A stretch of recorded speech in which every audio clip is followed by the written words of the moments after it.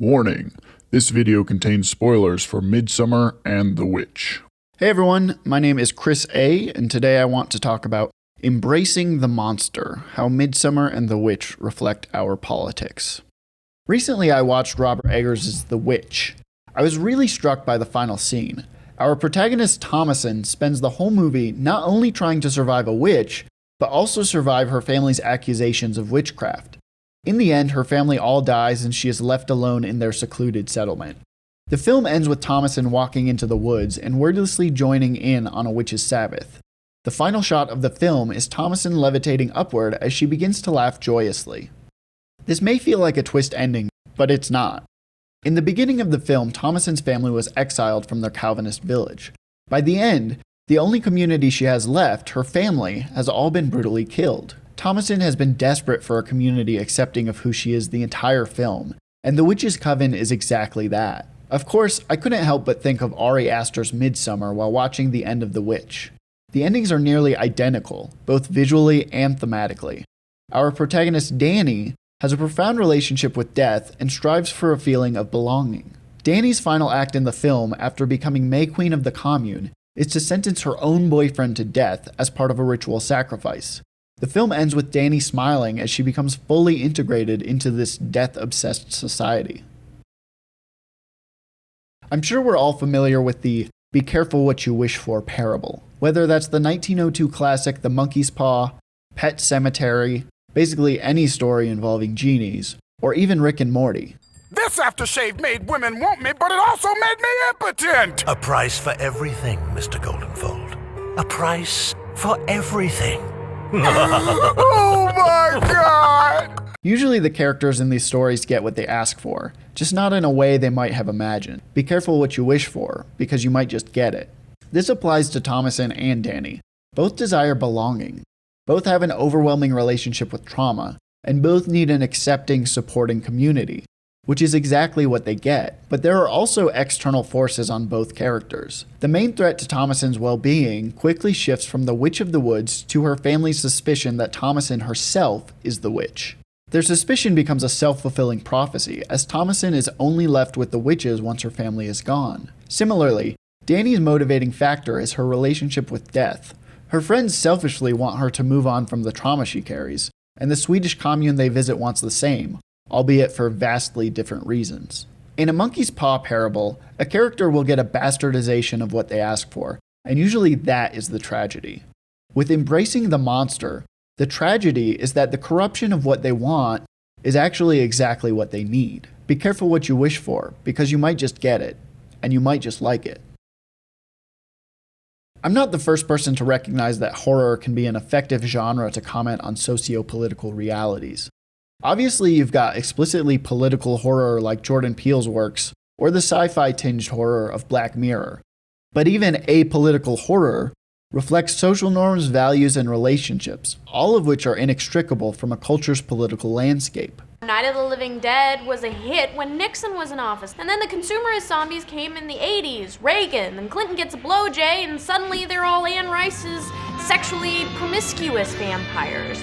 Then Bush starts waging preemptive wars, and then we get 28 days later, and they're more aggressive zombies. So Obama is like the cool Twilight vampire? Right, he's so cool he makes everyone else want to be a vampire. So what do Midsommar and The Witch have to say about today's political climate?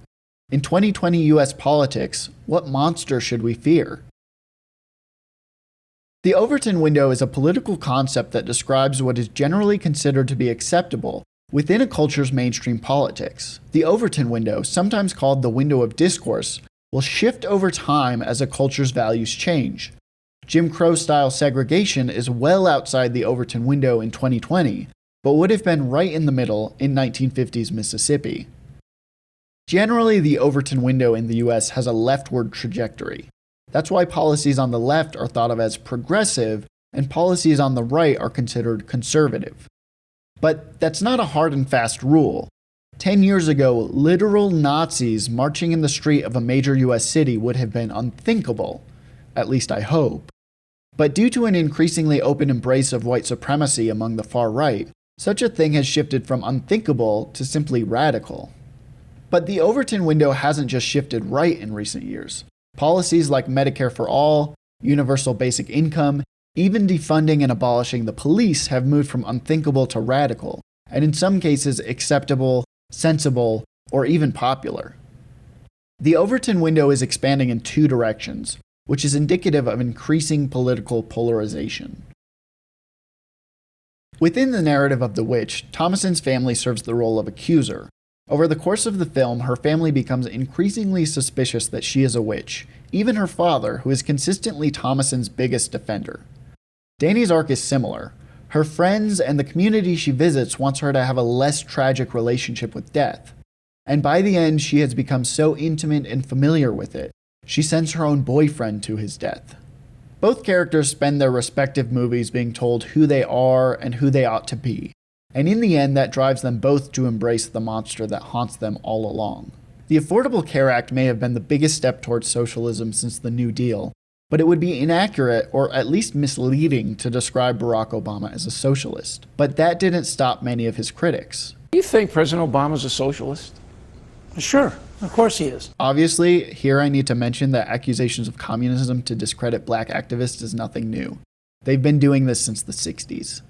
Socialism has become such a reliable insult that leftist discourse has begun to disregard it. Even Pete Buttigieg, one of the most right-leaning candidates who ran for the 2020 Democratic nomination, made this point during a debate. If it's true that if we embrace a far-left agenda, they're going to say we're a bunch of crazy socialists. If we embrace a conservative agenda, you know what they're going to do? They're going to say we're a bunch of crazy socialists. Similarly, lawmakers like Bernie Sanders and Alexandria Ocasio-Cortez have embraced the socialist label, on the basis that socialism is an ideology focused on helping those most in need. In fact, the United States is the only modern industrialized nation without universal health care. Even adopting this socialist policy, the US would remain well to the right of actual socialist democracies.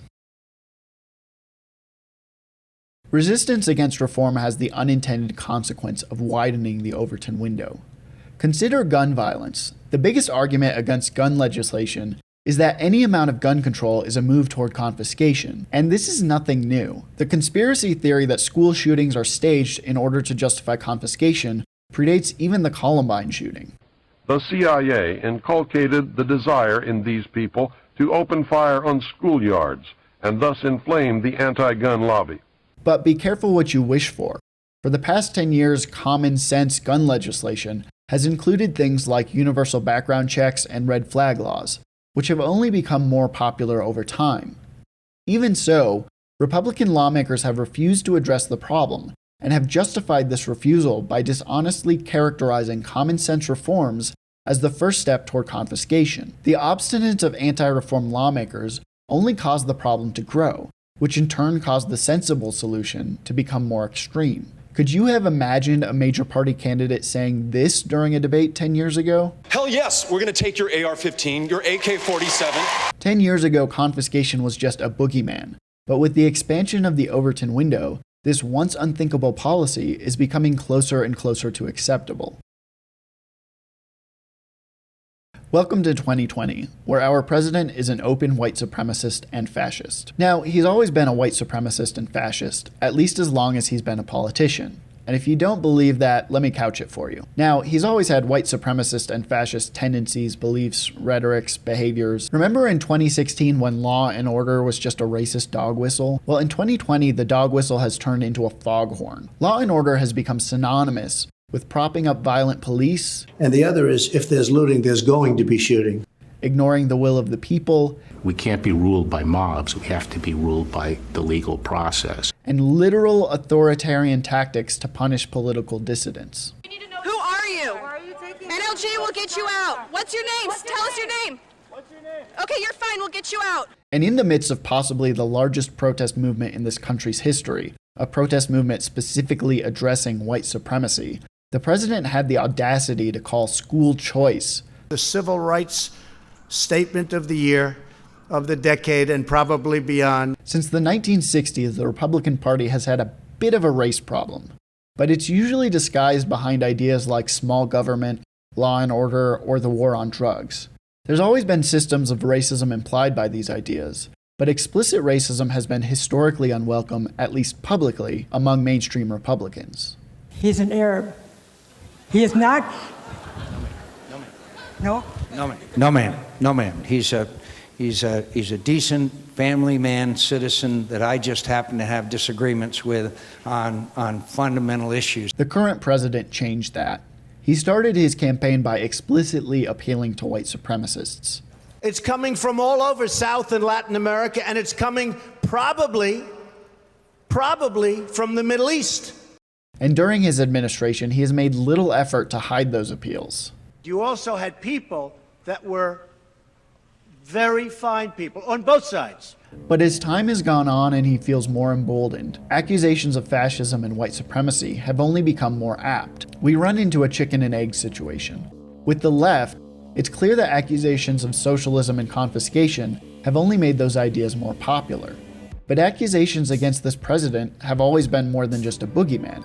He's never not been a fascist. Do you make the same commitment that you will absolutely, sir, that you will absolutely accept the result of this election? I will look at it at the time. So has he ramped it up because he's just going to be called a fascist and white supremacist anyway? Or do the accusations grow with the evidence? I don't have the answer to this, but I don't think it matters. Even if the accusations make him feel emboldened, they're not inaccurate, and it would be kind of missing the point to suggest that pointing out a problem makes it worse. So we can't stop. We are not Thomason's family, we are not Danny's friends. We are not blinded by fear, obsession, paranoia. By identifying fascism and white supremacy when we see it, we are not pushing a once decent leader to embrace the monster. We're just making him less embarrassed to do so. Hey everyone, thanks for watching one of my very first YouTube videos. I am brand new, so thanks for your patience with the quality. I'm still figuring a lot of things out. Please like, comment, and subscribe. I have to say that now. I'm legally obligated. And check out my other videos. Thanks.